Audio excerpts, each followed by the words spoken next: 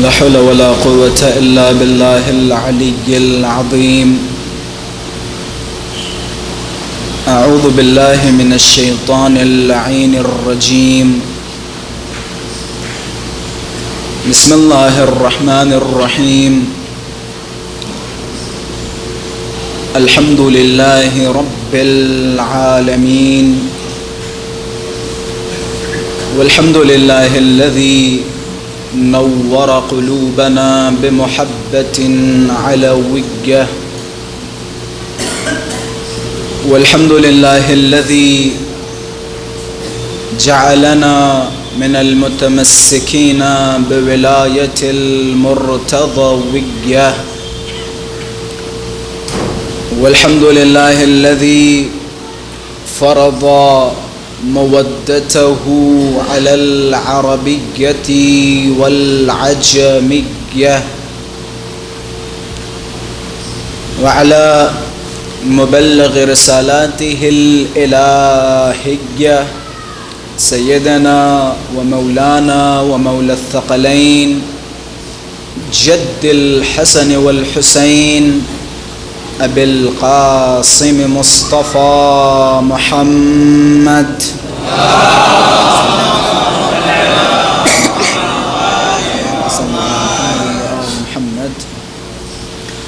اللهم صل وسلم وزد وبارك على صاحب الدعوة النبوية والصولة الحيدرية والعصمة الفاطمية والحلم الحسنية والشجاعة الحسينية والعبادة السجادية والمآثر الباقرية والآثار الجعفرية والعلوم الكاظمية والحجج الرضوية والجود التقوية والنقابة النقوية والهيبة العسكرية والغيبة الإلهية الحجة القائمية.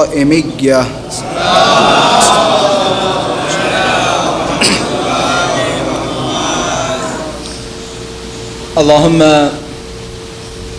عجل لوليك الفرج والعافية والنصر، واجعلنا من أعوانه وأنصاره. أما بعد، فقد قال الله تبارك وتعالى في محكم كتابه ومتقن خطابه. بسم الله الرحمن الرحيم. من كان يريد العاجلة عجلنا له فيها ما نشاء لمن نريد ثم جعلنا له جهنم يصلاها مذموما مدحورا. صدق الله العلي العظيم.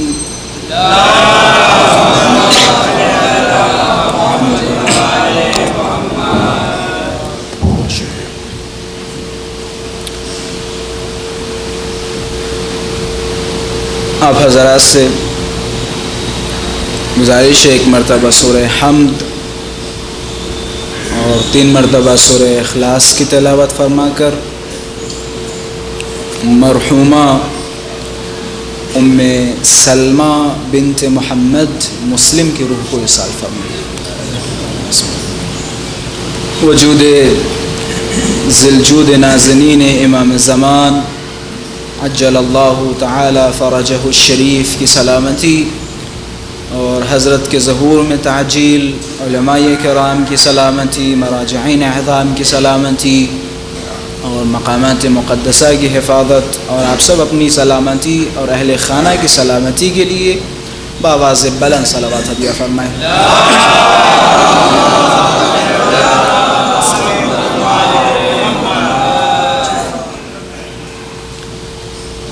عزیزان محترم، مجلس ایصال ثواب ہے۔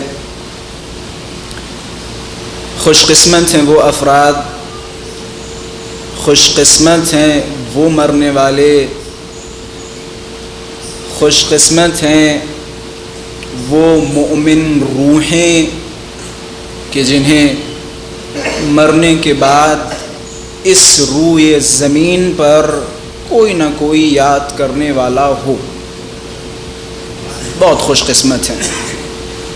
اور بارہا ایصال ثواب کی مجالس میں میں 2-4 جملے تکراری عرض کرتا رہتا ہوں، اور میری کوشش یہ ہے کہ وہی 2-4 جملے آپ حضرات کی سماعتوں تک پہنچا سکوں۔ دنیا میں محبت کرنے والے بہت سارے ہیں، اور اس دنیا میں محبت کرنے کے مختلف طریقے ہیں، مختلف ذرائع ہیں، مختلف صورتیں ہیں کہ جن طریقوں اور جن صورتوں سے ہم اور آپ اپنی محبت کا اظہار سامنے والے کی خدمت میں پیش کرتے ہیں۔ ہم سامنے والے کو یہ احساس کرا دیتے ہیں کہ ہم آپ سے محبت کرتے ہیں۔ مثال کے طور پہ اگر اس دنیا میں ہمیں جناب والد سے محبت ہے، الفت ہے، عشق ہے، تو ہم جناب والد کی خدمت کریں گے اور جناب والد سے کہیں گے کہ والد محترم ہم آپ سے بڑی محبت کرتے ہیں، ہم آپ کی خدمت کرنا چاہتے ہیں۔ یہ محبت کے اظہار کے کچھ طریقے ہیں، لیکن اصل محبت اور الفت کا اندازہ تب ہوتا ہے جب معشوق اور محبوب کسی پریشانی میں ہو، اور یقیناً انسان کی زندگی کی سب سے بڑی پریشانی ممکن ہوئے، ہم کیونکہ ابھی اس مرحلے تک نہیں پہنچے تو ہمارے ذہنوں میں مختلف پریشانیاں ہیں۔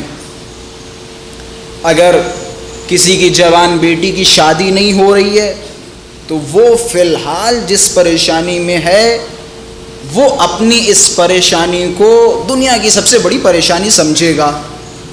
خدا نہ کرے کسی کو لا علاج بیماری ہو جائے یا لا علاج مرض میں مبتلا ہو جائے تو فی الحال وہ اپنے آپ کو سب سے بڑی پریشانی میں شمار کرے گا۔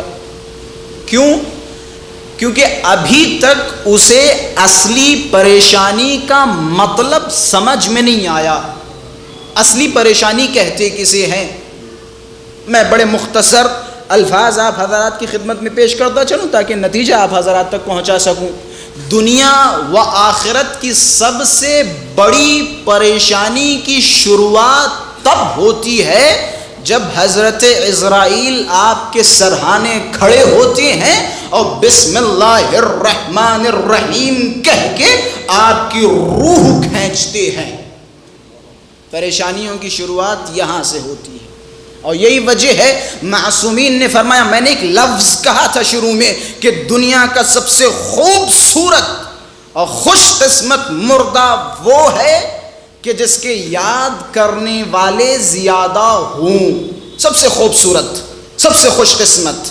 حضرات معصومین نے فرمایا، تمہیں تمہارے مردوں کی حالت کا اندازہ نہیں ہے، تمہیں نہیں پتا تمہارا مردہ کس پریشانی میں ہے۔ حضرت نے فرمایا اگر تمہیں معلوم ہو جائے، تمہیں پتہ چل جائے تمہارا مردہ کس پریشانی میں ہے، کس غربت میں ہے، تو تم اپنے مردے پر خون کے آنسو گریا کرو گے۔ اگر تمہیں پتہ چل جائے تمہارا مردہ کس پریشانی میں ہے، میں مختصر حدیث آپ حضرات کے حوالے کروں گا۔ تمہیں نہیں پتہ تمہارا مردہ کس حال میں ہے، کس پریشانی میں ہے، ہم صرف قبر تک کے مسافر، ہم ساتھ دینے والے ہیں، قبر کے بعد کا حال ہمیں نہیں پتہ۔ اور اکثر میں یہ جملہ کہتا رہتا ہوں، اور بالخصوص جوانوں کے لیے بھی، ہمارے استاد محترم فرماتے تھے، کہتے تھے یہ جو جوان ہمارے سامنے آتے ہیں اور جب ہم ان سے نصیحتیں کرتے ہیں، انہیں سمجھاتے ہیں کہ اما دیکھو یہ ہوگا وہ ہوگا، یہ اگر چھوڑو گے تو ایسا ہوگا، اگر یہ انجام دو گے تو ایسا ہوگا، تو اس کے جواب میں جو جوان کہتے ہیں نا، قبلہ جو ہوگا دیکھا جائے گا، جو ہوگا دیکھا جائے گا۔ یا ہم تو اپنی قبر میں جائیں گے، آپ اپنی قبر میں، آپ کو ہماری قبر سے کیا مطلب، جو ہوگا دیکھا جائے گا۔ اسی جملے پہ استاد محترم اپنی خطابتوں میں فرمایا کرتے تھے کہ جو ہوگا خدا کی قسم وہی تو دیکھا نہیں جائے گا۔ کاش کاش کاش ایسا ہوتا، کاش ایسا ہوتا، جو ہوتا وہ دیکھا جاتا۔ یہ دیکھیں جو الفاظ ہے نا، جو ہوگا دیکھا جائے گا، کاش ایسا ہوتا، جو ہوتا دیکھا جا سکتا۔ ہمیں نہیں پتہ قبر میں ہمارے ساتھ کیا ہونے والا ہے، کیا ہونے والا نہیں پتہ۔ تو یہ بند کریں یہ جملے، جو ہوگا دیکھا جائے گا۔ کہتے تمہیں تمہارے مردے کی حالت کا اندازہ نہیں ہے، تمہیں تمہارے مردے کی غربت کا اندازہ نہیں ہے، تمہیں تمہارے مردے کی پریشانی کا اندازہ نہیں ہے۔ اگر تمہیں تمہارے مردے کی حالت و پریشانی کا اندازہ ہو جائے تو آپ اس دنیا میں مسکرائیں گے نہیں، بلکہ اس مردے کی مظلومیت پہ گریہ کریں گے۔ وہ قبر کا اندھیرا، وہ سوال و جواب، وہ ذرا ذرا سے گناہوں کی سزا، وہ تو رحم و کرم ہے خداوند متعال کا، جو خداوند متعال نے بخشش کا ایک دروازہ کھولا۔ یہ سہولتیں دیکھیں، یہ سہولتیں ہیں جو خداوند متعال نے ہر انسان کو عطا کی۔ اس سے بڑی سہولت کیا ہو سکتی ہے کہ اگر تم نے زندگی میں کچھ گناہ انجام دیے تو کم سے کم اپنی اولاد کو اتنا لائق بنا کے جاؤ کہ اولاد تمہارے لیے مرنے کے بعد دعائیں کر سکے۔ اس سے بڑی سہولت کیا ہو سکتی ہے؟ اس سے بڑی سہولت کیا ہو سکتی ہے؟ لیکن آپ اپنی اولاد کو تو اس لائق بنائیں جو کچھ نہیں، ہفتے میں ایک دن جمعرات کو مثال کے طور پہ یوم جمعہ قبرستان پہنچے اور آپ کی قبر پہ ہاتھ رکھ کے 7 مرتبہ انا انزلناہ کی تلاوت کر سکے، 1 بار سورہ حمد اور 3 بار سورہ اخلاص کی تلاوت کر سکے، کم سے کم اس لائق تو بنائیں۔ ہمیں نہیں پتہ مردے کی حالت کیا ہے۔ رسول اکرم فرماتے ہیں، کہتے یوم الجمعہ یا یوم خمیس، جمعرات یا روز جمعہ، یہ جو تمہارا مردہ ہے، مرد مومن کی روح تمہارے گھروں پہ آتی ہے، مرد مومن کی روح تمہارے گھر پہ آتی ہے۔ اچھا، ہر کسی کی روح کانٹینیو نہیں آتی ہے، یہ نہ سوچیں کہ ہر روز ہم تو جمعرات کو پہنچیں گے، وہ بھی ڈیپینڈ کرتا ہے عمل کے حساب سے۔ کسی کی روح ہفتے میں چھوڑی جاتی ہے، کسی کی روح مہینے میں چھوڑی جاتی ہے، اور کسی کی روح سالوں میں، کسی کی روح اعیاد پر، مثال کے طور پہ عید پہ، ایسے دنوں پہ۔ یہ نہ سوچیں کہ ہر روز ہر جمعرات ہماری بھی روحیں چھوڑی جائیں گی، ڈیپینڈ کرتا ہے عمل کتنا ہے، ڈیپینڈ کرتا ہے گناہ کتنے ہیں۔ حضرت فرماتے ہیں یوم جمعہ یا یوم خمیس یا جمعرات کے دن مومن کی روح اپنے گھر پہ آتی ہے۔ لیکن جملے بڑے احساسی ہیں، ایسا نہیں ہے، ہم سب نے کسی نے کسی کو کھویا ہے، کسی نے باپ کو کھویا، کسی نے بیٹے کو کھویا، کسی نے بھائی کو کھویا، کسی نے بہن کو کھویا۔ اس فرش مجلس پہ بیٹھے ہوئے ہر انسان نے اپنی زندگی کے عزیز ترین افراد کو اس دنیا میں کھویا ہے۔ ہم سب کی گردنوں پہ کسی نہ کسی محبت کرنے والے کی ذمہ داری ہے، لہذا ہم سب اس حدیث پہ غور کریں گے۔ حضرت فرماتے ہیں یوم جمعہ مرد مومن کی روح اپنے گھر پہ جاتی ہے، اور جانے کے بعد دروازے پہ کھڑی ہوتی ہے، اور کھڑے ہونے کے بعد اپنے اہل خانہ کی طرف خطاب کرتا ہے۔ کون؟ یہ مرد مومن، اس کی روح اہل خانہ کی طرف خطاب کرے گا، اے میرے بیٹے، اے میری بیٹیوں، اے میرے پڑوسیوں، اے میرے رشتہ داروں، اے میرے خاندان والوں، کیا تم میں سے کوئی ایسا ہے جو مجھے 1 درہم دے سکے، جو مجھے 1 لباس دے سکے، جو مجھے 1 خوراک کھانا دے سکے؟ یہ کون کہہ رہا ہے؟ اللہ رے، غربت اس مردے کی، یہ وہی آپ کے دروازے پہ فقیری کرنے آ رہا ہے کہ ایک زمانے میں جس کا یہ گھر ہوا کرتا تھا۔ غور کیجئے گا، اپنے بیٹے سے سوال کر رہا ہے، کیا تم میں کوئی ایسا ہے جو 1 درہم مجھے دے دے، 1 خوراک کھانا مجھے دے دے، 1 جوڑا لباس مجھے دے دے؟ کیا تم میں کوئی ایسا ہے؟ رسول گرامی فرماتے ہیں جب یہ مرد مومن کی روح اپنے گھر پہ آتی ہے اور روتے ہوئے گڑ گڑاتے ہوئے فقیرانہ انداز میں اپنے بیٹوں سے اور اپنے بچوں سے سوال کرتا ہے، اور جب اپنے بچوں کی طرف سے اسے کوئی جواب نہیں ملتا، نہ کوئی 1 درہم دیتا ہے، نہ کوئی 1 خوراک کھانا دیتا ہے، نہ کوئی 1 لباس دیتا ہے، تو یہ مرد مومن روتی ہوئی آنکھوں کے ساتھ گھر سے واپس آتا ہے اور چوکھٹ پہ کھڑا ہو جاتا ہے اور بہت دیر تک کھڑے کھڑے چوکھٹ پہ بیٹھ جاتا ہے، آنکھوں سے آنسو نکلنے لگتے ہیں۔ دیکھیں روایت کی کیفیت، میں نے شروع میں جملہ کہا تھا نا کہ اگر ہمیں پتہ چل جائے ہمارے مردے کی حالت کیا ہے تو ہم خون کے آنسو روئیں گے، بلک بلک کے روئیں گے۔ رسول گرامی جب یہ فرما رہے تھے نا کہ یہ مردہ مایوس ہو کے گھر سے باہر نکلتا ہے، اب جیسے جیسے رسول اللہ فرما رہے ہیں، روایت کے راویان فرماتے ہیں، اصحاب کرام فرماتے ہیں کہ میں نے دیکھا رسول گرامی کی آنکھوں سے اشک جاری ہیں۔ میں نے سوال کیا، یا رسول اللہ یہ رونے کا سبب کیا ہے؟ عجب نہیں، رسول اللہ نے فرمایا کہ میں اس لیے رو رہا ہوں کیونکہ میں تو جانتا ہوں قبروں کا حال کیا ہے، کہ میں تو جانتا ہوں قبروں کا حال کیا ہے، میں جانتا ہوں مردوں کا حال کیا ہے، میں جانتا ہوں یہ جو مرد مومن کی روح گھر گھر بھٹک رہی ہے کتنی عاجز ہے، کتنی مجبور ہے، کتنی محتاج ہے۔ ارے اس سے بڑی کوئی محتاجی ہو سکتی ہے کہ ایک مرد مومن جو دنیا میں صاحب حیثیت تھا، صاحب وقار تھا، بہترین گھر کا مالک تھا، بہترین زمینوں کا مالک تھا، وہ صاحب وقار اپنے بیٹے کے سامنے جھولی پھیلائے اور صرف 1 درہم کا سوال کرے؟ کیا اس سے تمہیں مردے کی غربت کا اندازہ نہیں لگتا؟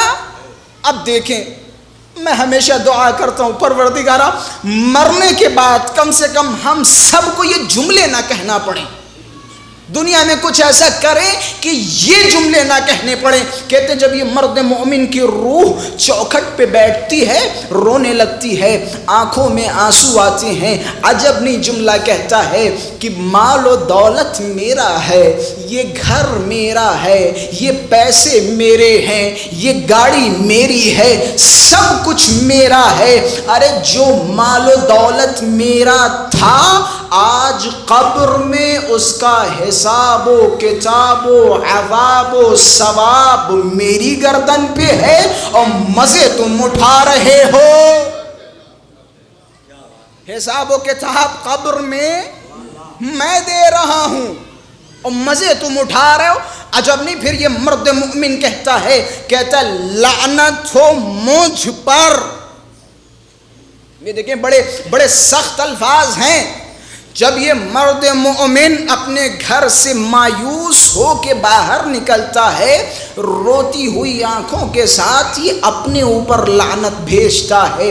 آخر کچھ تو سمجھ میں آیا نا قبر میں جانے کے بعد۔ یہ مرد مومن کہتا ہے لعنت ہو مجھ پر، وائے ہو مجھ پر، جب تک خداوند متعال نے مال و دولت و ثروت میرے ہاتھوں میں رکھا تھا تب تک تو ہم اپنی اولاد کے لیے جمع کرتے رہے۔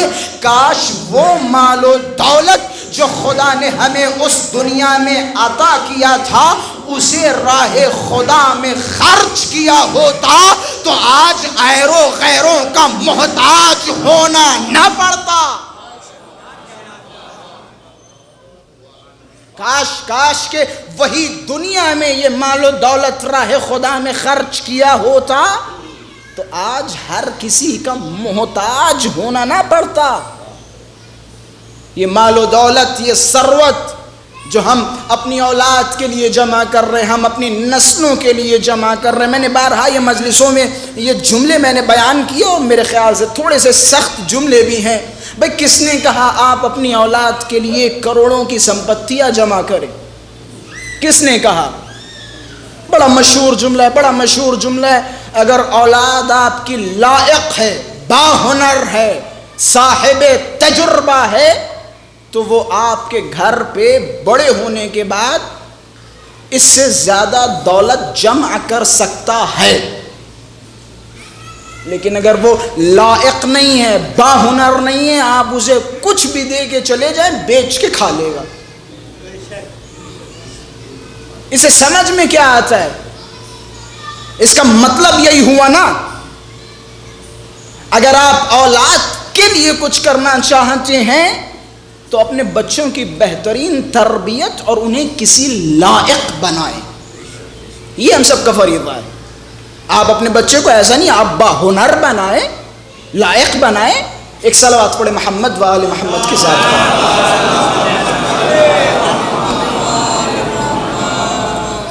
اساتید کی سلامتی کے لیے بابا سے بلند صلوات عطا فرمائیں۔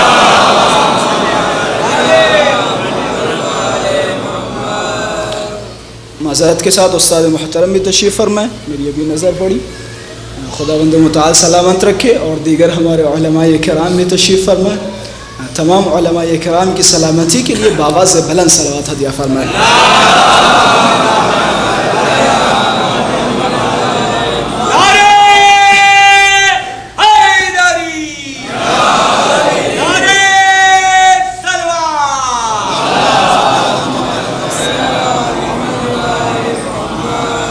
خلاصہ کلام، میں نے شروع میں 2-4 جملے عرض کیے تھے کہ اگر آپ کو یہ ثابت کرنا ہو کہ میں فلاں صاحب سے بڑی محبت کرتا ہوں، یا مثال کے طور پہ میرے پاس آتے ہیں اور آنے کے بعد کہتے ہیں قبلہ میں جناب والد سے بڑی محبتیں کرتا تھا، بڑا عشق تھا، بڑی الفت تھی، بڑا لگاؤ تھا، والد محترم کے جانے کے بعد کچھ ایسا محسوس ہو رہا ہے کہ جیسے آسمان پھٹ چکا ہے، زمین پھٹ چکی ہے، بڑا احساس ہے والد محترم کا، قبلہ بڑی محبتیں کرتا تھا والد محترم سے، اور خوب چلا چلا کے رو رہے ہیں، چیخ چیخ کے رو رہے ہیں۔ رونا فطرت انسانی کا ایک حصہ ہے، کوئی اشکال نہیں، آپ روئیں، آپ گریہ کریں، آپ کو گریہ کرنے سے کوئی منع نہیں کر رہا ہے، لیکن صرف آپ کے رونے سے یہ ثابت ہونے والا نہیں ہے کہ آپ اپنے والد محترم سے پیار کرتے تھے یا پیار کرتے ہیں۔ پھر محبت کا ثبوت کیا ہے؟ محبت کا ثبوت کیا ہے؟ یا معاشرے کے سامنے اگر آپ ثبوت دینا چاہتے ہوں کہ ہم اپنے والد محترم یا ہم اپنے مرنے والے سے بڑی محبت فرمایا کرتے تھے، تو معاشرے کے سامنے ثبوت رونا نہیں ہے، معاشرے کے سامنے ثبوت بار بار ان کا تذکرہ کرنا نہیں ہے۔ اگر معاشرے اور خداوند متعال کی بارگاہ میں ثبوت دینا چاہتے ہوں تو رسول اللہ کے بتائے ہوئے اس طریقے پہ عمل کریں۔ حضرت نے فرمایا تمہاری محبت تمہارے رونے سے اور ان کا نام لینے سے ثابت نہیں ہوگی، اگر تم واقعاً اپنے مرنے والے سے محبت کرتے ہو تو اذکروا موتاکم بالخیر، اپنے مرنے والے کو خیر و خیرات کے ذریعے یاد کرو، مرنے والے کی طرف سے صدقہ دو، مرنے والے کی قضا نمازیں ادا کرو، مرنے والے کے لیے ایصال ثواب کرو، اگر آپ مرنے والے سے محبت کرتے ہیں۔ بس میں نے جو آپ حضرات کی خدمت میں پیغام دینا تھا وہ آپ تک پہنچا دیا۔ ہم سب کا فریضہ ہے، میں نے شروع میں ایک جملہ کہا تھا، بڑا خوش قسمت ہے وہ انسان یا وہ مرنے والا کہ جسے یاد کرنے والے اس دنیا میں موجود ہیں۔ میری نظروں میں بھی ایک دو قبرستان ایسے ہیں، میں اپنے علاقے کی اگر بات کروں تو 2-4 قبرستان ایسے ہیں جو شہر سے کافی دور ہیں۔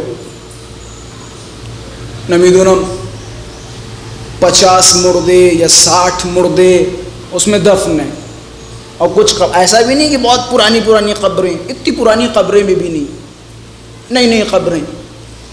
یقین جانے اگر اس قبرستان کے لوگوں سے پوچھا جائے یا مردوں سے پوچھا جائے تو وہ مردے ہی سب سے بہترین آپ کو جواب دے سکتے ہیں کہ کون مہینے میں آتا ہے اور کون سال میں آتا ہے اور کون ابھی تک نہیں آیا، کون ابھی تک نہیں آیا۔ قبروں کی حالت سے آپ پہچان لیں گے کہ یہاں کوئی آتا ہے یا نہیں۔ قبروں کی حالت سے، قبرستان کی حالت سے آپ پہچان سکتے ہیں کہ اس قبرستان میں کوئی آتا ہے یا نہیں آتا ہے۔ بڑی افسوس کی بات ہے کہ انسان اپنے عزیز ترین فرد کو دفنانے کے بعد احوال پرسی کے لیے بھی نہ جائے، ایک سلام بھی نہ پیش کرے، اسے سوال بھی نہ کرے کہ تم نے کلمہ لا الہ الا اللہ کو کیسا پایا، ایک سوال نہ کرے۔ مقام افسوس ہے۔ اور میں بارہا اور تمام اس مختصر گفتگو کا نتیجہ یہی رہا کہ اگر آپ یاد کرنا چاہتے ہیں کسی مرنے والے کو، کسی مردے کو، تو آپ اس کے لیے ایصال ثواب کریں۔ سب سے چھوٹا طریقہ بتایا گیا، سب سے چھوٹا طریقہ۔ کچھ نہیں کر سکتے تو 1 مرتبہ سورہ حمد اور 3 مرتبہ سورہ اخلاص کی تلاوت پڑھ کے ہدیہ کر دو، اس سے چھوٹا۔ اور یہ بھی نہیں ہے کہ اس میں بڑی وضو کی ضرورت ہے اور نمی دنم بہت سارے اعمال و مقدموں کی ضرورت ہے۔ چلتے پھرتے، گاڑی چلاتے ہوئے، لیٹتے ہوئے آپ اپنے مرحومین کو یاد کر لیں، آپ اپنے دوستوں کو یاد کر لیں۔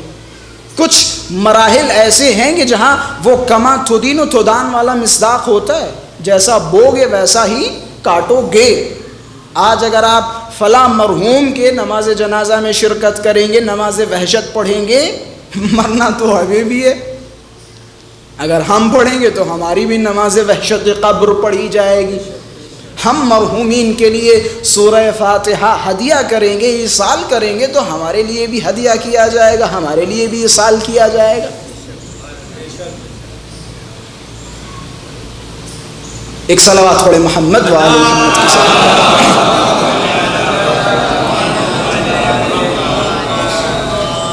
خلاصہ کلام، میں نے قرآن مجید کی جس آیہ کریمہ کو عنوان سخن قرار دیا تھا وہ بھی تقریباً اسی مقدمے سے انشاءاللہ ملتی جلتی باتیں رہیں گی۔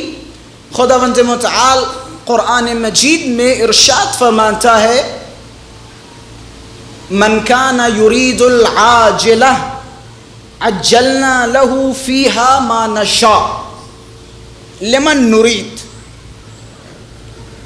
جو بھی دنیا کے پیچھے بھاگتا ہے، دنیا طلبی کرتا ہے، عجلنا له فیہا ما نشاء۔ اگر اس آیہ کریمہ کا مفہومی ترجمہ کروں تو یہ کہہ سکتا ہوں کہ جو بھی دنیا کے پیچھے بھاگتا ہے، دنیا چاہتا ہے، دنیا طلب کرتا ہے، وہ بھی خدا کی طرف پلٹتا ہے۔ خدا چاہے تو اسے دنیا دے دے اور چاہے تو نہ دے، لیکن صرف اس کا دنیا کے پیچھے جانا یا دنیا طلب کرنا کافی ہوگا اس بات کے لیے ثم جعلنا له جہنم یصلاها مذموما مدحورا۔ جو بھی دنیا کے پیچھے جائے گا وہ بھی خدا کی طرف پلٹے گا۔ خدا چاہے اسے دنیا دے دے اور نہ چاہے تو نہ دے، لیکن عاقبت اس کی کیا ہوگی؟ آؤ تمہارے لیے ابلتا ہوا اور کھولتا ہوا جہنم تیار رکھا ہے، بدبودار تمہارے لیے تیار رکھا ہے۔ کون لوگ؟ وہ لوگ جو دنیا کے پیچھے بھاگتے ہیں. اور پھر خدا اس کے بعد فرماتا ہے لیکن جو آخرت چاہتا ہے، جو خدا کو چاہتا ہے، خدا اسے دنیا بھی دیتا ہے اور آخرت سے بھی نوازتا ہے. اور شاید یہی وجہ ہے، لیکن اس آیت میں غور کریں، جو بھی دنیا طلب کرتا ہے، دنیا کے پیچھے بھاگتا ہے، ضروری نہیں ہے کہ وہ دنیا میں کامیاب ہو جائے. بھائی سیدھا سا سوال ہے، کیا ہر 2 نمبر میں داخل ہونے والا انسان، ہر 2 نمبری کام کرنے والا انسان کامیاب ہے؟ ہر 2 نمبری انسان کامیاب ہے؟ اس میں بھی بعض کامیاب ہے، بعض کامیاب نہیں ہے، بعض خالی کوششیں کرتے ہیں اور نہیں ہو پاتا ہے. خدا کیا فرماتا ہے؟ یہ جو تم کوششیں کر رہے ہو، دنیا طلب کر رہے ہو، تمہیں دنیا بھی نہیں مل رہی ہے، اور بعد میں کیا ہوتا ہے؟ آخر میں تمہیں جہنم تمہارے حوالے. لیکن جو آخرت کی تلاش میں جاتا ہے، خدا کی تلاش میں جاتا ہے، خدا اسے دنیا سے بھی نوازتا ہے اور آخرت سے بھی نوازتا ہے. اب اگر کسی انسان کو دنیا چاہیے ہو، ایسا نہیں بھائی دنیا کی کسی خواہش نہیں ہے، دنیا کی خواہش سے مراد صرف پیسہ نہیں ہے.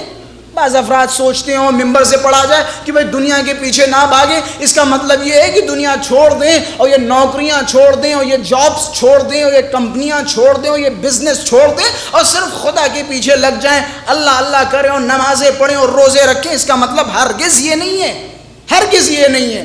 میں نے بارہا اپنی مجلسوں میں یہ جملہ کہا، ہمارے استاد محترم خدا انہیں جلد سے جلد شفاء کامل و عاجل عطا فرمائے، مشہد مقدس میں آغائی سرودی فی الحال علیل چل رہے ہیں، ان کا بڑا خوبصورت جملہ، یہ 8 یا 9 سال پہلے جب میں 2012 میں گیا تھا تو اس وقت کا جملہ میرے ذہن میں ابھی تک ہے. وہ بارہا فرمایا کرتے تھے، کہتے کون کہتا ہے دنیا طلبی غلط ہے؟ بھائی مفہوم مشخص کرنا پڑے گا کہ دنیا طلبی سے مراد کیا ہے. اور ان کا اسی کے ساتھ ایک بڑا خوبصورت جملہ فرمایا کرتے تھے کہ وہ دین جو ہمیں دنیا نہ سکھائے ہم اس دین کو نہیں مانتے. وہ دین جو ہمیں دنیا نہ سکھائے ہم اس دین کو نہیں مانتے.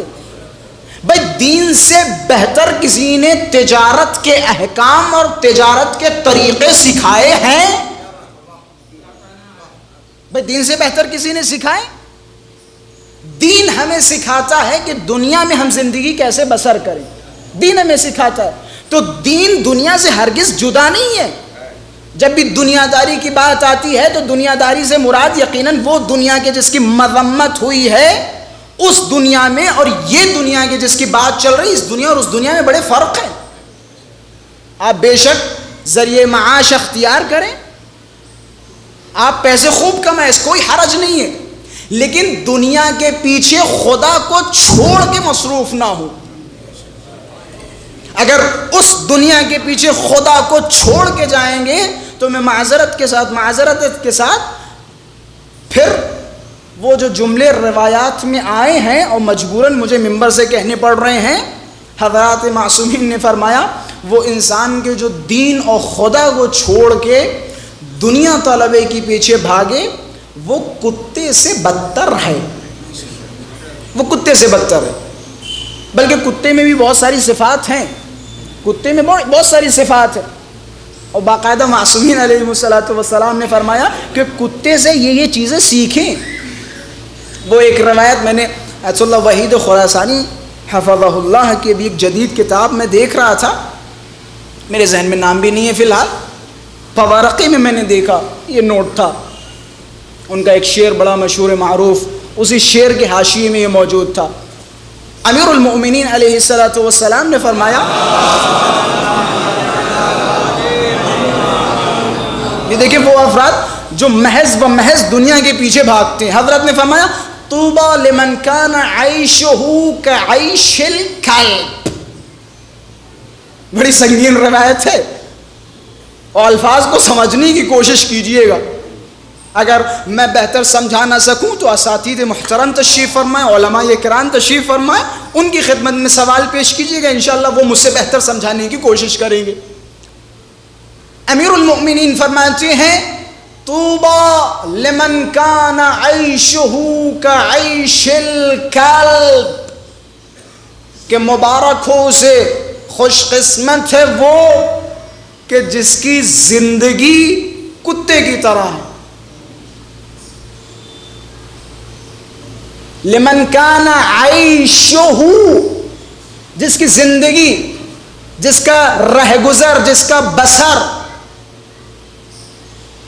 کتے کی طرح ہے. اب کتے کی طرح سے مراد آگے والے جملے زیادہ واضح کریں گے. حضرت نے فرمایا اس لیے کیونکہ فیہ 10 خصال، کتے میں 10 ایسی صفات ہیں، اگر وہ صفت کسی انسان کے اندر ہوں تو اس سے بہتر اس روئے زمین پہ کوئی انسان نہیں ہو سکتا. طوبى لمن كان عيشه كعيش الكلب فيه 10 خصال، کیونکہ کتے میں 10 صفات ہوتی ہیں. اب حضرت نے گنوانا شروع کیا.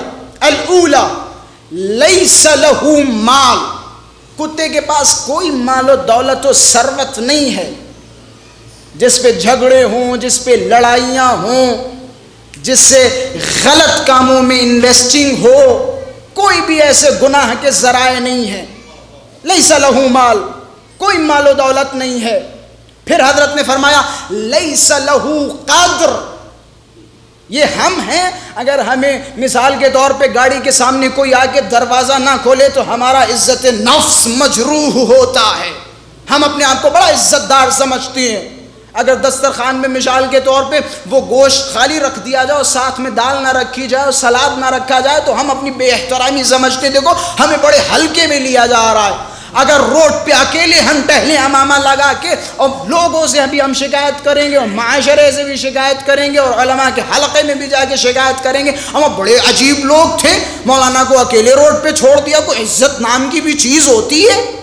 حضرت نے فرمایا کتے کی دوسری صفت لیس له قدر، اس کی کوئی قدر، وہ اپنے آپ میں کوئی وقار، اپنی کوئی منزلت نہیں سمجھتا.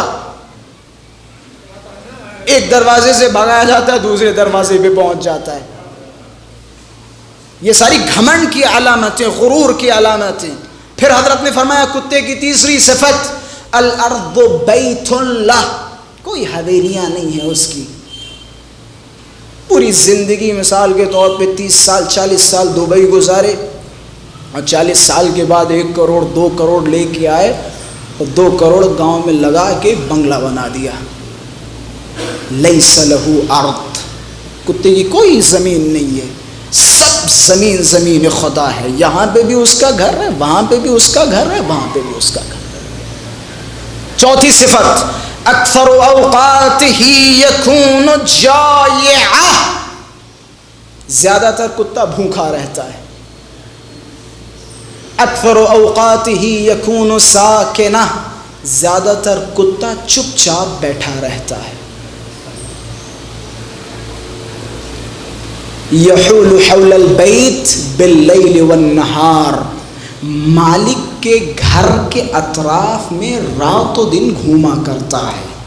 یہ جملہ بھی بڑا زبردست ہے، مالک کے گھر کے اطراف رات دن گھوما کرتا ہے.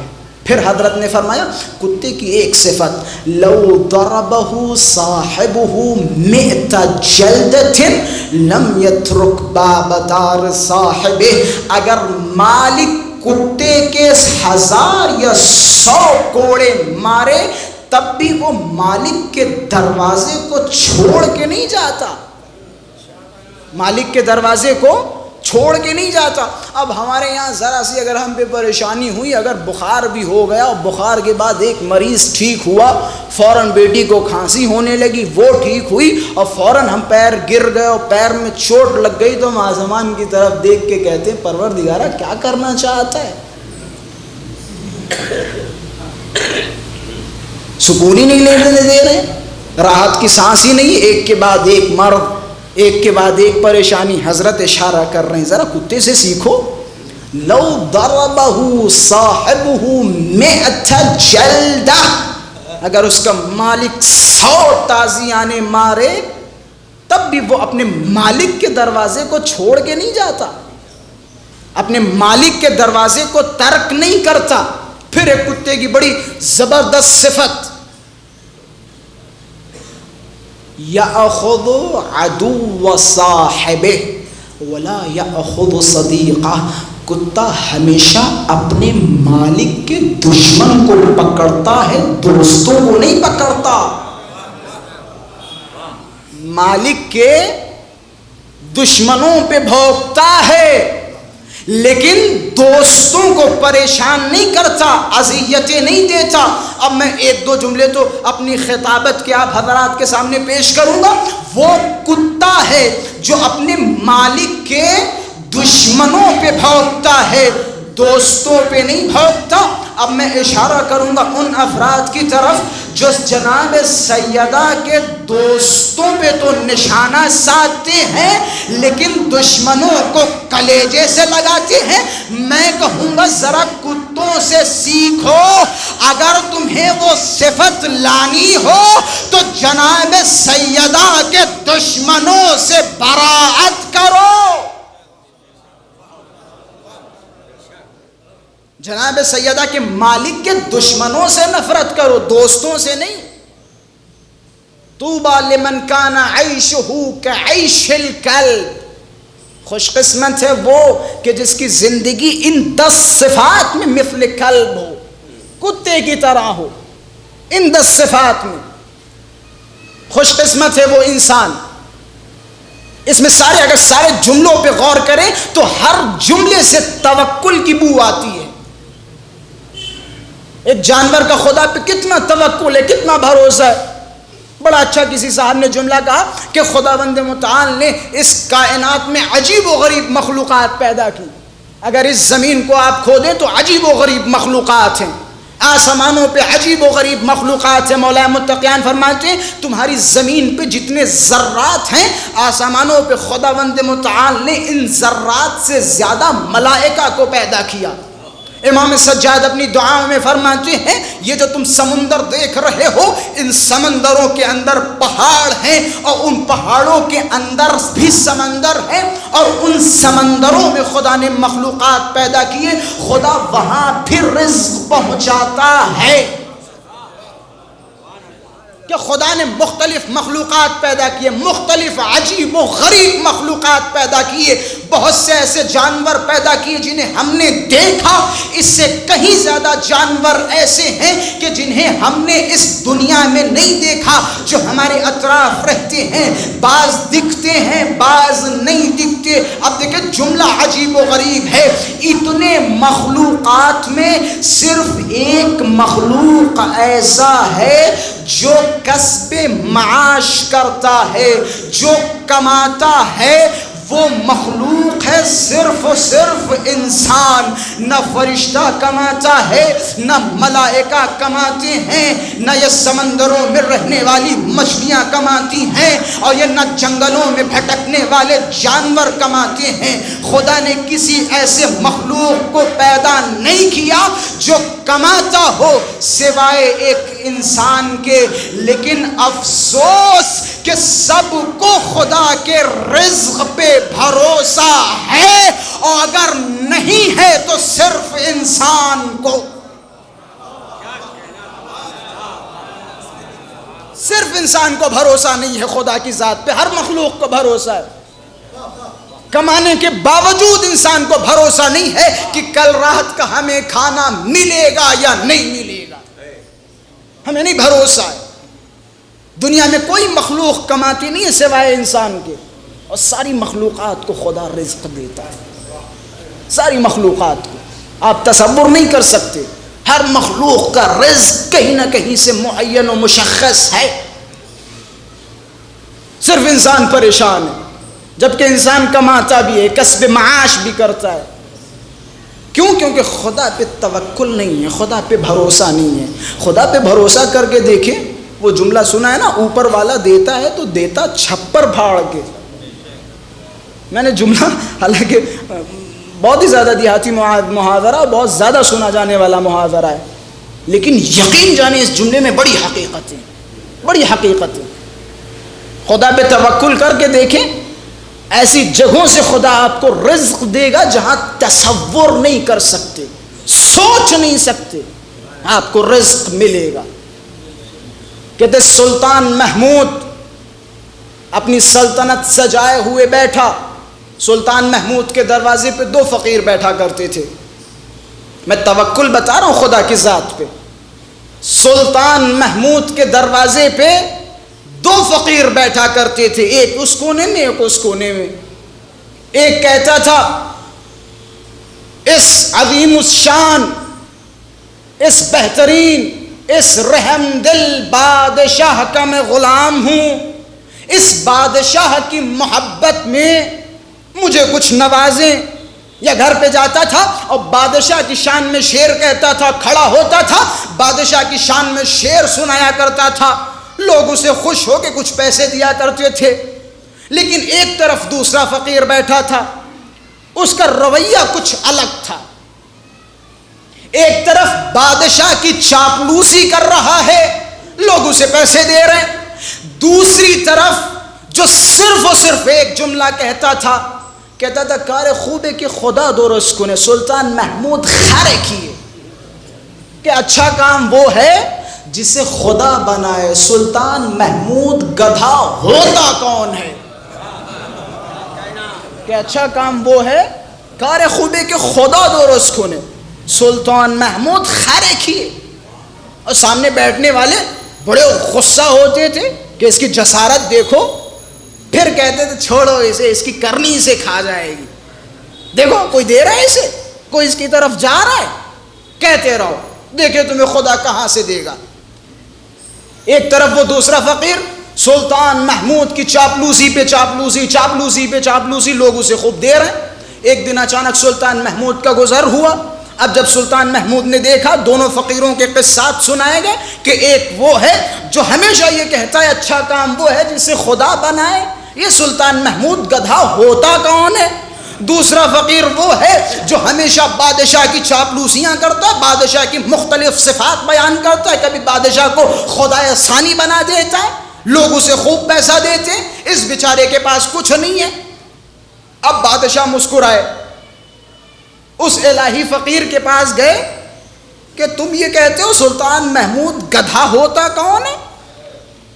کہ ہاں یہ میں کہتا ہوں۔ کہ اچھا ٹھیک ہے، میں بتاتا ہوں کہ میں ہوتا کون ہوں۔ وزیر کو بلایا گیا کہ جاؤ ایک مرغابی لے کے آؤ۔ ایک مرغابی پیش کی گئی بادشاہ سلامت کے ہاتھوں میں۔ دیکھیں خدا پہ توکل، ایک مرغابی دی گئی۔ اس کا جملہ بھی یاد رکھیے گا، اچھا کام وہ ہے جسے خدا بنائے۔ یہ دنیا کے انسان ہوتے کون ہیں؟ ہمارا کام بنانے والے خدا ہمارا کام بناتا ہے، خدا ہماری زندگی کا مدبر ہے۔ کہ ایک مرغابی لے کے آئی گئے، مرغابی حاضر کی، مرغابی کا پیٹ پھاڑا۔ سلطان محمود نے کہا اس میں خوب ڈھیر سارے ہیرے و جواہرات بھر دو، ہیرا و جواہرات اشرفیاں اس میں بھر دی کہ جا کے اس فقیر کو دے دو جو فقیر میری شان میں قصیدے سناتا تھا۔ وزیر دوڑتے ہوا گیا، اس فقیر کی خدمت میں حاضر کیا کہ دیکھو سلطان محمود نے تمہارے لیے، تمہارے شعر انہیں بڑے پسند آئے اور تمہارے لیے انہوں نے یہ مرغابی بھیجی ہے۔ دیکھیں خدا کس طرح تدبیر کرتا ہے، اس تدبیر پہ غور کیجئے گا کہ سلطان محمود نے تمہارے لیے یہ مرغابی بھیجی۔ فقیر نے مرغابی لی، اپنے جھولے میں ڈال لی، شام تک مانگتا رہا کہ میاں کچھ ملا کہ نہیں، لیکن خدا پہ بھروسہ ہے، خدا جس دن نوازے گا اس دن پھر کسی کا محتاج نہیں رکھے گا۔ جس دن خدا نوازے گا کہ اچھا کہ آج مجھے تمہارے حال پہ بڑا ترس آ رہا ہے۔ اب وہ الہی فقیر کے چہرے پہ مسکراہٹ۔ اب یہ صاحب گئے بڑے غرور و گھمنڈ میں، وہ سینہ تان کے جھولے سے مرغابی نکالی کہ آج میں تو شکم سیر ہوں، اور میرے گھر پہ بھی مثال کے طور پہ مچھلی رکھی ہوئی ہے، مرغا رکھا ہوا ہے، لو آج جاؤ تم کھا لو جا کے، میری طرف سے تمہارے لیے ہدیہ کہ آج جاؤ تم کھا لو جا کے، میری طرف سے تمہارے لیے ہدیہ۔ اب جب کل بادشاہ سلامت آئے تو کیا دیکھا؟ وہ فقیر جو کہا کرتا تھا اچھا کام وہ ہے جسے خدا بنائے، وہ غائب ہے، اور وہ چاپلوس وہیں بیٹھا ہوا ہے۔ بادشاہ نے کمرے میں بلایا کہ عجب اتفاق ہے، کل میں نے جو تمہیں ہدیہ بھجوایا تھا کیا وہ تم تک نہیں پہنچا؟ کیا وہ تمہارے لیے کافی نہیں ہے؟ کہ صاحب وہ تو ایک مرغابی تھی، میں شکم سیر تھا، میں نے اس پڑوسی کو دے دی۔ اب جیسے ہی بادشاہ نے سنا، گردن جھکائی، پیٹھ پہ مارا اور کہ جاؤ دروازے پہ کہو جا کے اچھا کام وہ ہے جسے خدا بنائے، سلطان کا تھا ہوتا کون ہے؟ ایک صلوات پڑھے محمد و آل محمد کے ساتھ پر۔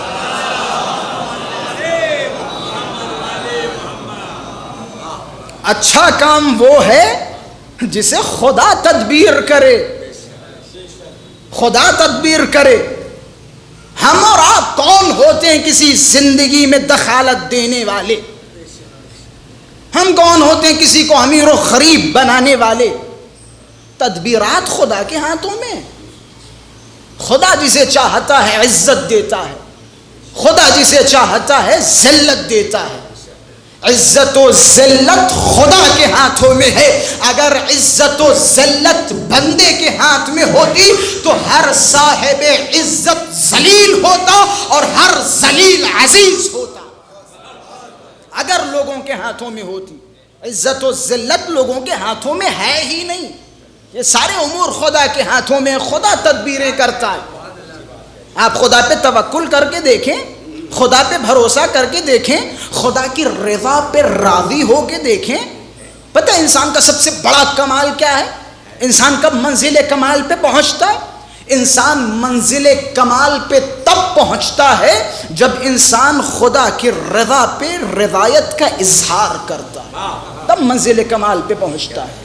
رضم بقضائہ و تسلیما لامرہ، کیسی بھی مصیبتیں کیوں نہ ہوں، پروردگارہ ہم تیری قضا پہ راضی ہیں۔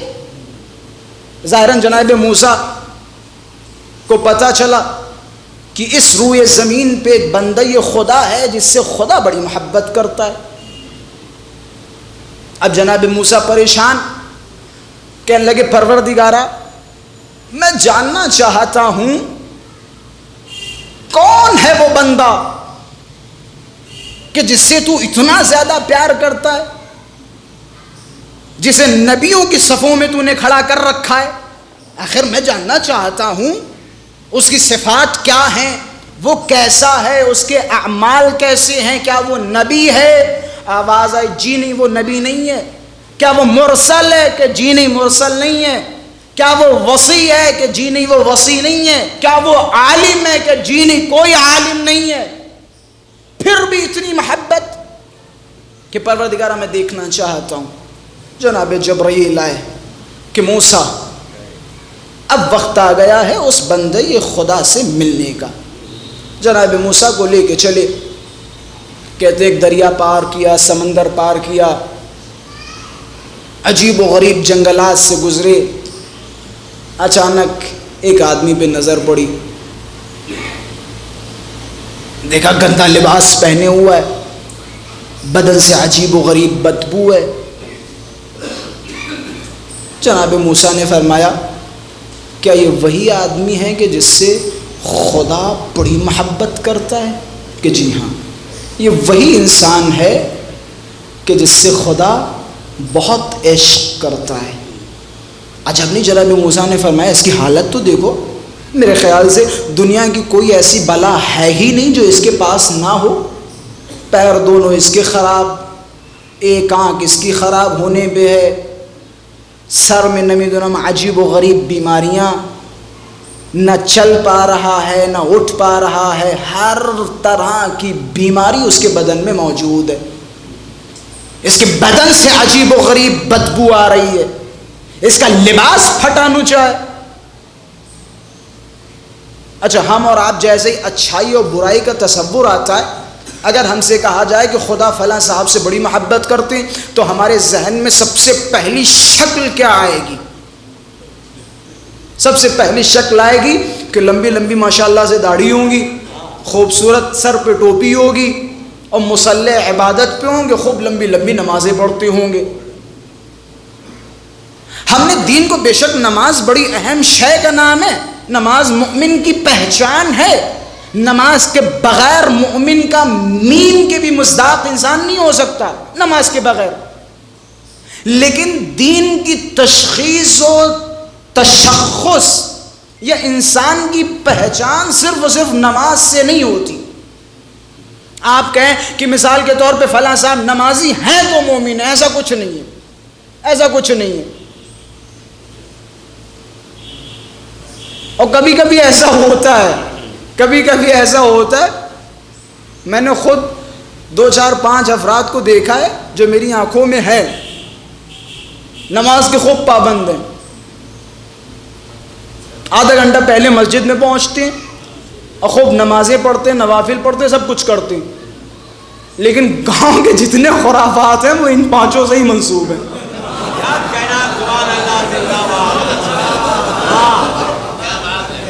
میں کچھ توہین نہیں کر رہا ہوں، خدا کی قسم، کوئی توہین نہیں ہے، کوئی توہین نہیں ہے، کوئی توہین نہیں ہے، کوئی نماز کی اہانت نہیں ہے، کوئی نماز کی اہانت نہیں ہے۔ یہ نماز کا قصور نہیں ہے، پڑھنے والے کا قصور ہے، یہ پڑھنے والے کا قصور ہے۔ نماز تو انسان کو معراج پہ لے جاتی ہے، معراج پہ لے جاتی ہے۔ بڑے نمازی، 5 وقت کی نماز خوب پابندی کے ساتھ پڑھنا، اور گاؤں کے جتنے خرافات ہیں انہی سے منسوب ہیں، جتنے خرافات ہیں، یقین جانیں۔ اور میں کسی کی طرف کہیں بھی اشارہ نہیں کر رہا ہوں، آپ لوگ سمجھ بھی نہیں سکتے میں کہاں جا رہا ہوں، کوئی نہیں سمجھ سکتا میرے علاوہ فی الحال۔ جتنے خرافات ہیں ان کی طرف منسوب ہیں، جتنے خرافات، گاؤں کے جھگڑے، گاؤں کی لڑائیاں، غیبتیں، چغلیاں، دوسروں کو لڑانا، اور ادھر ادھر سے پولیس، تھانہ، چوکی، جتنا بھی ہے سب انہی سے۔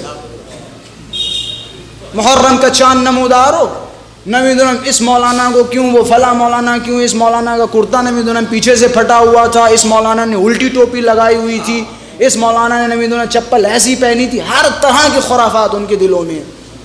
اب ذرا مجھے بتائیں کیا نماز کا قصور ہے؟ ہرگز نماز کا قصور نہیں ہے۔ اچھا یہ ہوتا کیسے؟ جو انسان تھوڑا کم پڑھا لکھا ہوتا ہے نا، تھوڑا کم پڑھا لکھا ہوتا ہے نا، تھوڑا کیا بالکل ہوتا ہی اس کیٹیگری میں جہالت کی۔ جاہل جب نماز پڑھتا ہے، غور کیجئے گا، جاہل جب نماز پڑھتا ہے یا تو وہ اس نماز کے ذریعے معراج پہ جاتا ہے، نہیں تو اس نماز کے ذریعے جانوروں سے بدتر ہوتا چلا جاتا ہے۔ اس کی وجہ، اگر وہ ہمیشہ نماز پڑھنے کے باوجود اپنے آپ کو جاہل سمجھتا رہا، سمجھ جائے وہ معراج کی طرف جا رہا ہے، اونچائیوں کی طرف جا رہا ہے، لیکن اگر جاہل 2 رکعت نماز پڑھنے کے بعد مسجد سے نکلے اور کہے اما مولوی تو مسجد میں نظر ہی نہیں آتے، کیا نماز نہیں پڑھتے، اگر اس کے اندر وہ 2 رکعت نماز غرور و تکبر اور یہ پیدا کر دیں کہ ہم ہی نمازی ہیں اور ہم ہی گاؤں کے سب سے بڑے مومن ہیں، تو سمجھ جائے وہ جانور سے بدتر ہوتا چلا جاتا ہے اور ایک خطرناک ناسور قوم کے لیے بن جاتا ہے، ایک خطرناک ناسور بنتا ہے قوم کے لیے، کیونکہ اسے اپنی جہالت پہ تسلیم نہیں ہے، وہ اپنی جہالت کو قبول نہیں کر رہا ہے۔ اور معاشرے میں خطرہ، وہ میری بات کو وہیں پہ رکھیے گا، انشاءاللہ وہیں پلٹ کے جاؤں گا جناب موسیٰ کی طرف۔ معاشرے میں خطرہ کس کا ہے؟ بعض افراد کہتے ہیں اما ہے بہت پڑھا لکھا لیکن الٹی سیدھی بہکی سی باتیں کرتا ہے بہت پڑھا لکھا، کہتے ہیں نہیں کہتے؟ بعض شخصیات کے بارے میں ہم بھی کہتے ہیں ہے بہت پڑھا لکھا لیکن عجیب نہیں بہکی باتیں کرتا ہے۔ ایک طرف دوسری باتیں، نہ معاشرے میں ان لوگوں کا خطرہ ہے جو بہت زیادہ پڑھے لکھے ہیں، اور نہ معاشرے کو ان کا خطرہ ہے جو بالکل جاہل ہے، ان کا بھی خطرہ نہیں ہے۔ نہ پڑھے لکھوں سے معاشرہ خطرے میں آتا ہے اور نہ ہی جاہلوں سے معاشرہ خطرے میں آتا ہے۔ میں ایک چھوٹی سی 1 سے 2 منٹ میں مثال آپ حضرات کی خدمت میں پیش کروں گا۔ والد محترم ایک مثال دیا کرتے ہیں، فرماتے ہیں لائٹ کس کو لگتی ہے؟ لائٹ کس کو لگتی ہے؟ لائٹ نہ اسے لگتی ہے جو لائٹ کے بارے میں فل علم رکھتا ہو، اسے کبھی لائٹ نہیں لگتی ہے، اور اسے بھی کبھی لائٹ نہیں لگتی ہے جسے لائٹ کا بالکل علم نہ ہو، کیونکہ جسے لائٹ کا بالکل علم نہیں ہوگا وہ تاروں میں چھوا چھوت کرے گا ہی نہیں، وہ جائے گا ہی نہیں تاروں کے پاس، کیونکہ وہ جانتا ہے کہ مجھے بالکل معلوم نہیں کہ کون سا تار کہاں لگے گا، وہ کبھی نہیں چھوئے گا۔ اور جسے لائٹ کا فل علم ہوگا لائٹ اسے کبھی لگے گی نہیں، کیونکہ وہ جانتا ہے کہ بھائی کالا کہاں لگائیں گے اور لال کہاں لگائیں گے مثال کے طور پہ۔ پھر یہ لائٹ لگتی کسے؟ لائٹ لگتی اسے ہے کہ جسے لائٹ کا بالکل علم نہیں ہوتا لیکن سمجھتا یہ ہے کہ مجھے علم ہے۔ پانی میں کون ڈوبتا ہے؟ پانی میں کون ڈوبتا ہے؟ نہ وہ ڈوبتا ہے جسے شنا کرنا بالکل نہیں آتا، جسے تیرنا نہیں آتا وہ نہیں ڈوبے گا، اور جسے خوب اچھا تیرنا آتا ہے وہ بھی نہیں ڈوبے گا، کیونکہ جسے تیرنا آتا ہے وہ پانی میں ڈوبے گا، پانی میں گرے گا اور تیر کے باہر نکل آئے گا، اور جسے تیرنا نہیں آتا وہ پانی میں کبھی قدم نہیں رکھے گا۔ ہیں بہت سارے میرے دوست ہیں، ان کو زبردستی کھینچے اور نہر کی طرف وہ نہیں آتے، کہتے مجھے تیرنا نہیں آتا۔ ڈوبتا کون ہے؟ ڈوبتا وہ ہے کہ جسے تیرنا نہیں آتا لیکن سمجھتا یہ ہے کہ مجھے تیرنا آتا ہے۔ منطقی زبان میں اسے کہتے ہیں جہل مرکب۔ جہل مرکب یعنی دو جہالتیں، ایک یہ کہ میں جاہل ہوں، یہ ایک جہالت، دوسری جہالت یہ کہ میں اس بات کو تسلیم نہیں کر رہا کہ میں جاہل ہوں، یہ دوسری جہالت۔ اپنی جہالت سے جاہل ہونا، یہ دو جہالتیں ہیں۔ معاشرے کو خطرہ نہ پڑھے لکھے سے ہے اور نہ جاہل سے ہے، بلکہ معاشرے کو خطرہ اس مولوی سے یا اس ملا سے ہے کہ جو نہ پڑھا لکھا ہے اور نہ اپنی جہالت کا اقرار کر رہا ہے۔ خطرہ معاشرے کو اس سے ہے جو نہ پڑھا لکھا ہے نہ اپنی جہالت کا اقرار ہے، معاشرے کو خطرہ اس سے۔ پڑھے لکھے سے کوئی خطرہ نہیں ہے اور جاہل سے بھی کوئی خطرہ نہیں ہے۔ ایک گاؤں تھا، میں وہاں گیا تو وہاں مثال کچھ لوگوں نے دی کہ ایک زمانہ تھا، یہاں ایک مولانا آیا کرتے تھے مرحوم سید عابد حسین صاحب، شاید میں اچھی طرح سے جانتا نہیں ہوں، آپ حضرات جانتے ہو، بنارس سے تعلق رکھتے، کہ بہت مؤمن تھے، بڑے متقی تھے، بڑے پرہیزگار تھے، اور کہ گاؤں میں ڈانس ہوتا تھا، ناچ گانا ہوتا تھا، شادیوں میں نمی دنم عجیب عجیب چیزیں ہوا کرتی تھیں۔ وہ جمعے والا ڈنڈا لے کے آتے تھے اور دوڑ پڑتے تھے، اگر شادیوں میں دوڑ پڑتے تھے تو لوگ شادیاں چھوڑ کے بھاگ جاتے تھے، اور جو باجے بجانے والے اور نمی دنم فلاں آیا کرتے تھے وہ سارے بھاگ جاتے تھے، بڑا احترام کرتے تھے، بڑا ادب کرتے تھے۔ انہوں نے اس گاؤں کو سدھار دیا۔ میں نے کہا اچھا ماشاءاللہ، کہ آج وہ مولانا پیدا ہی نہیں ہوتے، آج اس طرح سے کسی کے پاس تقویٰ، کسی کے پاس پرہیزگاری، کسی کی زبان میں اثر ہے ہی نہیں۔ خیر میں کچھ حد تک تو متفق ہوں، اپنے کو دیکھتے ہوئے، آپ حضرات کو دیکھتے ہوئے میں متفق نہیں ہوں، اپنے کو دیکھتے ہوئے کچھ حد تک میں متفق ہو سکتا ہوں کہ ہاں آج وہ چیز نہیں ہے، ہماری زبانوں میں اثر نہیں ہے، ہمارے شکم حرام سے بھرے ہوئے تسلیم ہے۔ لیکن ہاں ایک جملہ ضرور میں کہوں گا، وہ جو ڈنڈا دیکھ کے مولوی صاحب کا بھاگتے تھے، کیوں بھاگتے تھے؟ کیونکہ وہ جاہل تھے اور انہیں اپنی جہالت پر اقرار تھا، وہ اس لیے بھاگتے تھے۔ ایک نکاح تھا، والد محترم نے ممبر سے جمعے سے کہا، اعلان کروایا کہ بھائی کوئی نکاح پڑھنے نہیں جائے گا، کوئی نکاح نہیں پڑھے گا۔ انہوں نے اپنے گھر پہ نمیدونم وہ ڈانس پارٹی رکھی ہوئی ہے، لہٰذا کوئی مولانا نکاح نہیں پڑھنے جائے گا. 2 4 5 مولانا کے پاس گئے, منع کر دیا, ہو گیا منع. صاحب نے فون کیا, اسپیشل گاڑی سے مولانا صاحب کو بلوایا, نکاح پڑھوا لیا. کیا کر لو گے؟ اس وقت ایک ہی مولانا تھے, اگر وہ منع کر دیتے تو 15 دن کے لیے شادی ٹل جاتی تھی. اب اگر آپ منع کریں گے پڑوس سے مولانا صاحب آ جائیں گے. اس وقت جب وہ لاٹھی لے کے دوڑتے تھے تو لوگ بھاگتے تھے. آج لاٹھی لے کے دوڑو تو آپ کی ویڈیو بنائیں گے, سوشل میڈیا پہ وائر کریں گے اور کہیں گے دیکھو غنڈہ مولانا. کیونکہ وہاں جہالت تھی, محض جہالت تھی. محض جاہل کو سدھارنا بڑا آسان ہے, بڑا آسان ہے. ایک جاہل کو اپنی طرف کھینچنا آسان ہے, لیکن اس انسان کو کھینچنا کہ جو جاہل ہو لیکن اسے اپنی جہالت کا علم نہ ہو, بڑا سخت ہے, بڑا دشوار ہے, بڑا دشوار ہے. خلاصہ میں اپنی بحث کو میں مختصر کر کے کلوز کر رہا ہوں. جناب موسیٰ جب پہنچے کیا دیکھا؟ اس کی عجیب و غریب حالت ہے. دنیا کی ہر طرح کی بیماری اس کے بدن میں موجود ہے.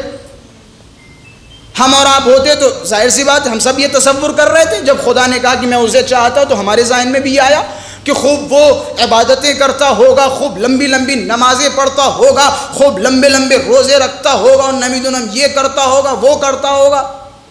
جناب موسیٰ جب پہنچے تو کیا دیکھا؟ اس کا صرف منہ ہلکے ہلکے سے چل رہا ہے, باقی وہ پڑا ہوا ہے. جناب موسیٰ نے سوال کیا کہ پروردگارا میں جاننا چاہتا ہوں آخر وجہ کیا ہے, تو اس بندے سے بڑی محبت فرماتا ہے. عجب نہیں, جناب جبرائیل نے آواز دی کہ موسیٰ کہ تم جاننا چاہتے ہو خدا اسے کیوں پسند کرتا ہے؟ کہ جی, کہ ابھی دیکھو. کیا دیکھتے ہیں جناب موسیٰ؟ اس کی طرف نظریں ہیں, تھوڑی دیر میں اس کی ایک آنکھ خراب ہو گئی. بھئی دنیا کی تمام پریشانیاں اور تمام مشکلات اور تمام بیماریاں تو پہلے سے موجود تھی, اب بچی کھچی آنکھیں تھی جن میں سے ایک آنکھ خراب ہو گئی. اب جیسے ہی اس کی ایک آنکھ خراب ہوئی, اب اس نے اپنی آنکھ پہ ہاتھ رکھا, جیسے ہی ہاتھ اٹھایا فوراً سجدے کی طرف گرا اور خدا کی بارگاہ میں عرض کرنے لگا پروردگارا تیرا لاکھ لاکھ شکر, کم سے کم ایک آنکھ تو سلامت ہے. کہ پروردگارا تیرا لاکھ لاکھ شکر, کم سے کم ایک آنکھ تو سلامت ہے. بدن خراب ہو گیا, ایک آنکھ خراب ہو گئی, اب بھی تیرا شکر, کم سے کم ایک آنکھ تو سلامت ہے. اب جناب موسیٰ نے خدا کی طرف دیکھا کہ پروردگارا اب سمجھ میں آیا, تیری ہر قضا پہ یہ راضی ہے, کوئی شکایت نہیں کرتا. پھر عرض کیا جناب موسیٰ نے کہ کیا تم نہیں چاہتے میں تمہارے لیے دعا کروں, تمہاری آنکھوں کو ٹھیک کر دوں, تمہاری ان امراض کے لیے خدا کی بارگاہ میں دعا کروں؟ عجب نہیں, جناب موسیٰ کی طرف خطاب کیا کہ وہ خدا کہ جس نے میری ان آنکھوں کو خراب کیا وہ جانتا ہے ان آنکھوں کا صحیح کرنے کا وقت کیا ہے. وہ جانتا ہے, وہ جانتا ہے.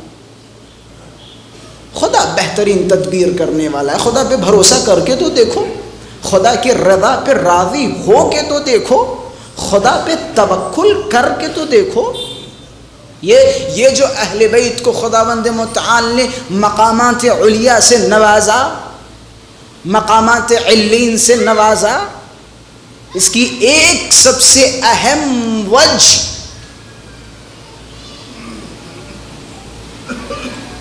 اگر آپ جانیں, جب امیر المومنین سے رسول گرامی ان ساری مشکلات کا سامنا بتایا, علی تمہارے ساتھ ایسا ہوگا, تمہارے ساتھ یہ ہوگا, وہ ہوگا, تم پہ اس طرح کے ظلم ڈھائے جائیں گے.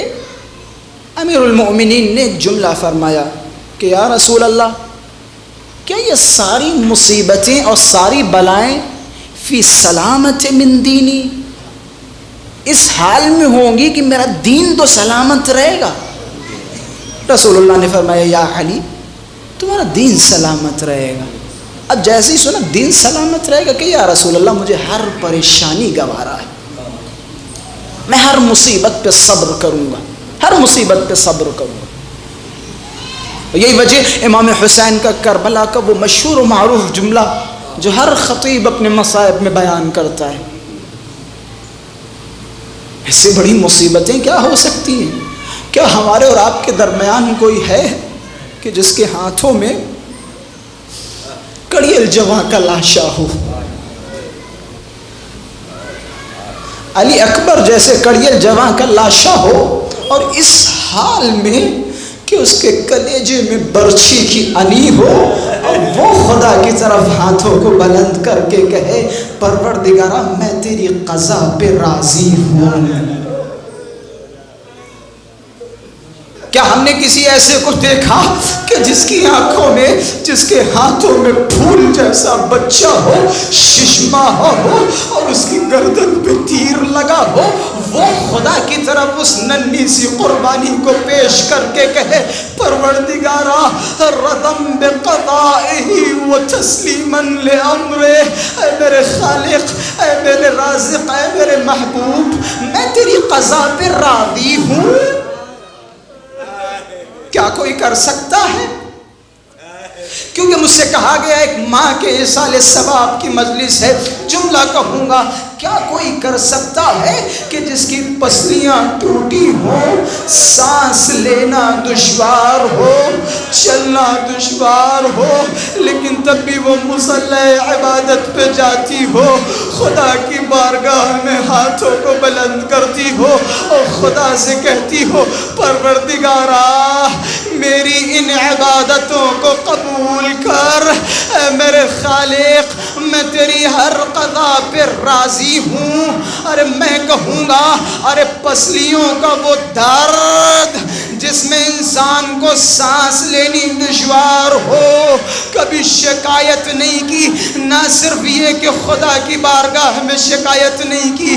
جب جناب امیر المؤمنین نے جناب سیدہ کو آخری لمحات غسل دینے کے لیے وصیت کے مطابق پہنچے، اب جیسے جیسے غسل دے رہے تھے، روایت کے الفاظ ہیں، میں بڑے مختصر مسائل پڑھوں گا، جیسے جیسے امیر المؤمنین غسل دے رہے تھے، غسل دیتے دیتے عجب نہیں، جناب ابو ذر فرماتی ہے میں نے دیکھا اچانک علی نے ایک آہ بلند کی، ارے میں نے کہا یا علی آپ شجاع ہیں، بہادر ہیں، ہمتی ہیں، ارے آپ جری ہیں، علی آپ اتنی تیزی سے گریہ کر رہے، عجب نہیں، مولا نے فرمایا اے ابو ذر، اے فضہ، ارے فاطمہ کتنی صبور تھی، ارے پہلو شکستہ تھا،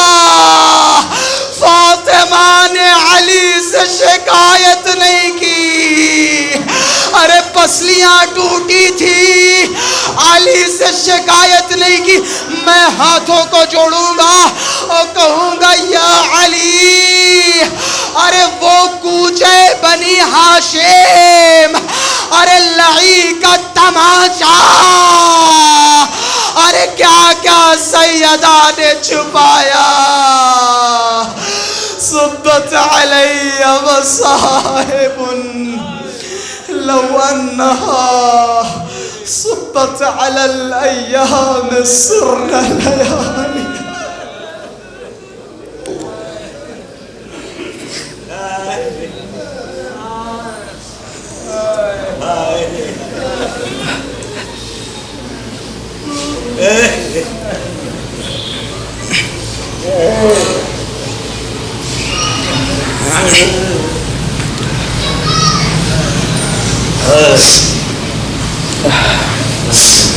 انا للہ و انا الیہ راجعون، رضا بقضائہ و تسلیما لامرہ۔ پروردگارہ ہماری اس مختصر عبادت کو قبول فرما، پروردگارہ امام زمانہ عجل اللہ تعالی فرجہ الشریف کے ظہور میں تعجیل فرما، پروردگارہ ہم سب کو امام زمانہ کے ناصر و انصار میں شمار فرما، پروردگارہ ہم سب کو توفیق عمل خیر عطا فرما، پروردگار ہم سب کو توفیق دے کہ ہم امام زمانہ عجل اللہ تعالی فرجہ الشریف سے متوسل و متصل ہو سکیں. اللہم عجل لولیک الفرج والعافیة والنصر واجعلنا من أعوانه وأنصاره. اللهم كل وليك الحجة ابن الحسن صلواتك عليه وعلى آبائه في هذه الساعة وفي كل الساعة وليا وحافظا وقائدا وناصرا وذليلا وعينا حتى تسكنه أرضك طوعا وتمتعه فيها طويلا برحمتك يا أرحم الراحمين. ربنا تقبل منا انك انت السميع العليم. آپ حضرات سے گزارش ہے ایک مرتبہ سورہ حمد اور 3 مرتبہ سورہ اخلاص کی تلاوت فرما کر مرحومہ ام سلمہ بنت محمد مسلم کی روح کو ایصال فرمائیں.